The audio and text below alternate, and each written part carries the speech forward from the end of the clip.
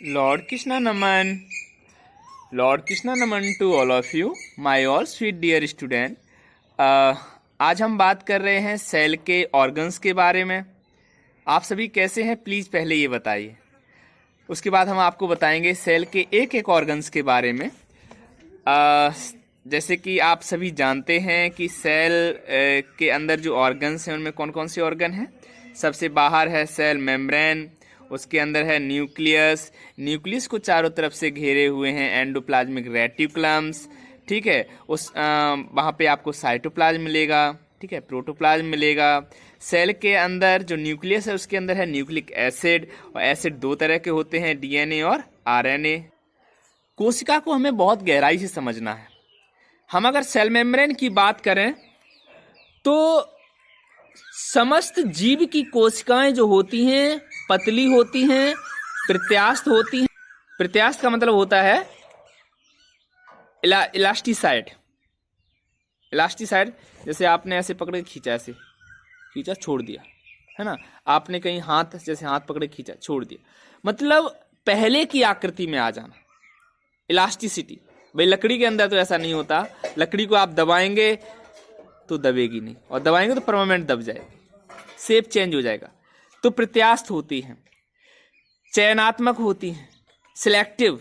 एक वर्ड था सिलेक्टिव, कि सेल के अंदर क्या जाएगा, सिलेक्टिव मटेरियल जाए। अभी मैं पानी डालूं अपने ऊपर पानी, तो वो नहीं जाएगा अंदर। क्यों नहीं जाएगा? क्योंकि जो सेल मेम्ब्रेन है उसमें केवल सिलेक्टिव मटेरियल ही अंदर जाते हैं। अब आप कहेंगे कि सर अगर हम अपने स्किन पर ऑयल लगाते हैं देन वो अंदर जाता है, क्योंकि ऑयल का पार्टिकल वाटर के पार्टिकल से बहुत छोटा होता है। ऑयल के पार्टिकल वाटर के पार्टिकल से बहुत छोटे होते हैं, इसलिए वो अंदर चले जाते हैं। और वाटर का पार्टिकल अब चूंकि H2O, भाई दो H हैं एक O मिल रहे हैं, तो ये जो है आपके जो चैनल हैं, आपके जो सेल मेम्ब्रेन में जो चैनल हैं उसमें से पार नहीं जा पाते। मैं सेल की बात कर रहा हूं, आपको मैं हर एक ऑर्गन्स के बारे में गहराई से समझाऊंगा, ठीक है।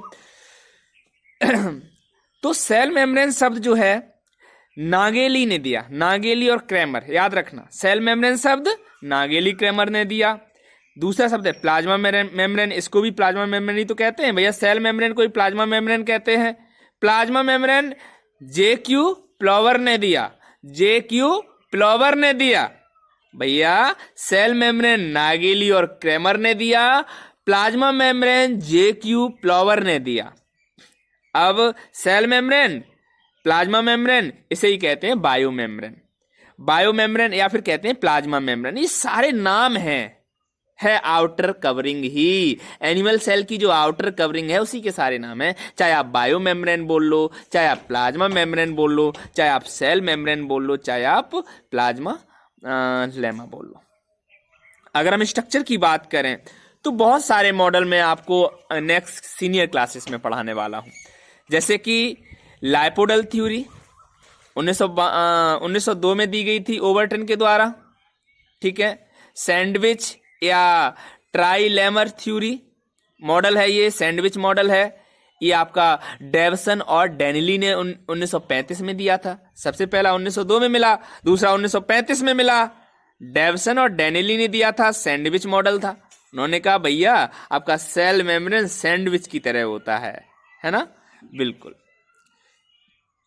और आपका ये सैंडविच वाला मॉडल जो है यही मैं आपको एक्सप्लेन भी करूंगा, है ना। इसे बहुत सारे नामों से जाना जाता है। तीसरा मॉडल जो है यूनिट मेम्ब्रेन मॉडल है। यूनिट मेम्ब्रेन मॉडल आपका 1959 यानी 1959 में रॉबर्टसन ने दिया। 1959 में रॉबर्टसन ने दिया है ये मॉडल। नेक्स्ट जो मॉडल है फ्लड मोजैक मॉडल है। मेडिकल में सबसे ज्यादा पूछा जाता है, फ्लड मोजैक मॉडल है। यह सिंगर और निकोलसन ने दिया। ये मॉडल किसने दिया? सिंगर और निकोलसन ने 1973 में दिया। 1973 में सिंगर और निकोलसन ने फ्लड मोजैक मॉडल दिया। और नेक्स्ट जो है काफी मॉडल आए हैं, लेकिन हम आपको इतने के ही बारे में बताएंगे। चलो आपको स्टार्ट करते हैं हम लाइपोडल थ्योरी के बारे में। तो लाइपोडल थ्योरी जो 1902 में दी गई थी उसके अकॉर्डिंग जो आपका प्लाज्मा मेम्ब्रेन है उसके बाहर की तरफ एक लिपिड की लेयर होती है। लिपिड की लेयर कैसे होती है? देखो स्टूडेंट, यहाँ पे आपको एक डायग्राम दिखाई दे रहा है, इसमें एक ऊपर स्ट्रक्चर दी हुई है, एक नीचे, है ना। तो सबसे ऊपर जो राउंड शेप स्ट्रक्चर है ये आपका जो है हाइड्रोफोबिक नेचर का है, और नीचे जो इस तरह की लाइनें हैं फैटी एसिड की बनी है, हाइड्रोफिलिक नेचर की। सबसे ऊपर की लेयर जल विरोधी, और नीचे के जो फैटी एसिड हैं वो जल स्नेही। ये 4 लेयर हो गए, 1 2 3 4। ये चारों लेयर मिलके क्या बनाती हैं आपस में? क्या बनाती हैं? ये आपकी सेल मेम्ब्रेन बनाती है। ठीक है, तो ये सैंडविच मॉडल है आपका। कौन सा मॉडल है? सैंडविच मॉडल है। इसमें ऊपर वाला पोलर हाइड्रोफिलिक हेड होते हैं, और ये नीचे वाले होते हैं नॉन पोलर हाइड्रोफोबिक हेड होते हैं। अब इनके बीच जगह कितनी होती है? सबसे मेन तो यही है कि सर ये बताओ इनके बीच जगह कितनी होती है। आपने कहा कि वाटर का मॉलिक्यूल नहीं जाएगा, लेकिन ऑयल का मॉलिक्यूल चला जाएगा, है ना। जैसे हम ऑयल क्रीम लगाते हैं वो चला जाएगा। तो 0.35 mm, 0.35 mm के यहाँ पर पोर होते हैं, छिद्र होते हैं। आपको ये याद रखना है। ठीक है स्टूडेंट, चल। तो ये आपकी बायो मेम्ब्रेन लेयर थी। ठीक है, यूनिट मेम्ब्रेन कहा गया था इसे 1959 में रॉबर्टसन ने कहा था इसे। क्या कहा था? यूनिट मेम्ब्रेन भी कहते हैं सेल मेम्ब्रेन को।